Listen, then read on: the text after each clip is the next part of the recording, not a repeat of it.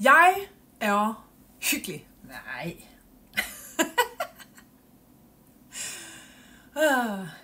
Jeg er hyggelig. Vidste du det? Hvad vi siger om os selv har en kæmpe magt og en kæmpe indflydelse på, hvordan omverdenen ser os. Jeg er hyggelig. And that's a fact. Fordi jeg har i mange måneder, måske år efterhånden, fortalt mig selv og min omverden, at jeg er hyggelig. Og det er lige præcis det handler om. Det der med, at vi skal mærke, hvad det er, vi gerne vil, før at vi ligesom også kan give den videre til andre. Altså for at kunne overbevise andre om, at jeg er hyggelig, eller jeg er dygtig, eller jeg kan noget, eller jeg er noget, som jeg gerne vil være, så kræver det, at jeg føler det indeni. Fordi jeg vil ikke kunne overbevise andre om med magt, hvis ikke jeg selv mærker det indeni. Fordi vi aflæser folks energier utrolig meget mere, end vi render rundt og tænker. Og hvis jeg render rundt og følte mig som en der ikke er noget værd, en, der ikke kan noget, en, der ikke er særlig hyggelig, en, som bare er til besvær hele tiden, så er det rigtig svært at få overbevist andre om, at jeg er hyggelig. Men i det, at jeg har øvet mig i at være hyggelig, jeg kan ikke engang huske, hvordan det startede, men det var, jeg tror, det er over et år siden, mange måneder siden, many moons ago, der sagde jeg højt i mit hjem, jeg er hyggelig. Og den første reaktion, jeg fik af min partner var, det kan man sgu da ikke sige. Og så blev jeg bare med og sagde, jo, det kan man godt, det kan jeg godt. Jeg er hyggelig, så det er sådan, jeg er. Og det har jeg så blevet ved med at sige igen og igen, fordi at jeg synes, det var sjovt for det første. Det var en leg for mig, og det gjorde, at jeg havde sådan en følelse inde i mig af, at jeg er hyggelig. Og jeg vil sige, at det har også forstærket følelsen af, at jeg er hyggelig. Og nu er min mand overhovedet ikke et sekund i tvivl om, at jeg er hyggelig. Og selv så er han begyndt at sige det, ikke? Så der er en kæmpe magt i at sige noget om sig selv, og øve sig i at mene det, også selvom det føles mærkeligt til at starte med. For eksempel, jeg er hyggelig.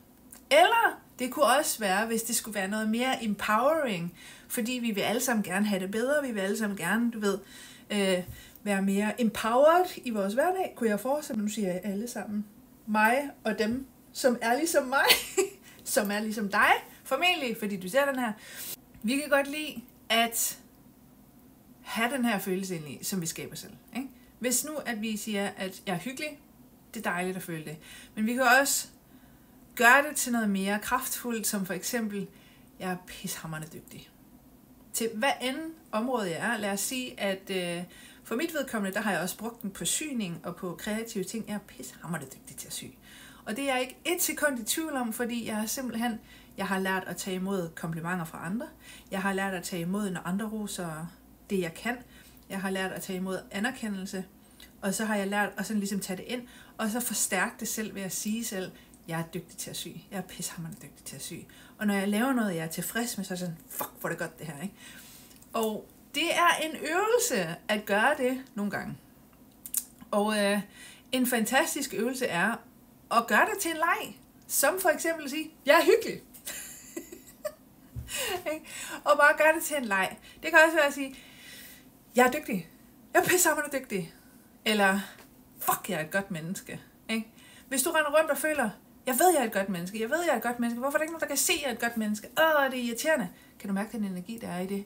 Det er ikke sådan en, jeg er et godt menneske-energi. Det er sådan en, jeg er træt af ikke at få anerkendelse for at være et godt menneske.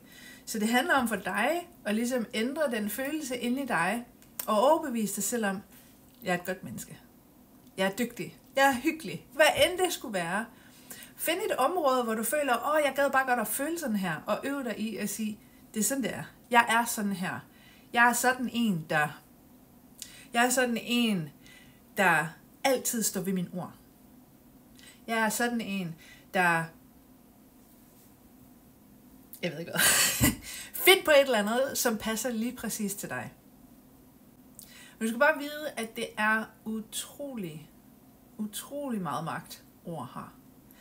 Og hvis du har en følelse af, jeg kan ikke det her, eller jeg er ikke sådan en, eller noget, så kan du ændre det ved at øve dig i det andet.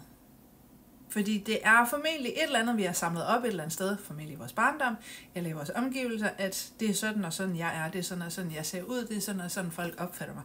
Det er uendeligt ligegyldigt, hvordan folk opfatter dig, hvis ikke du har den samme opfattelse.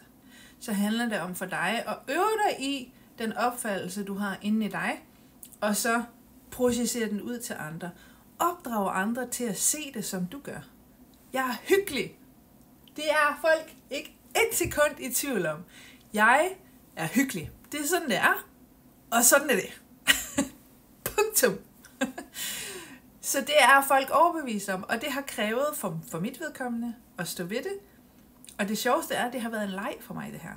Det har ikke været planlagt, at verden skulle se mig som hyggelig, men det er bare noget, der er sket, fordi at jeg har rendt rundt og sagt det.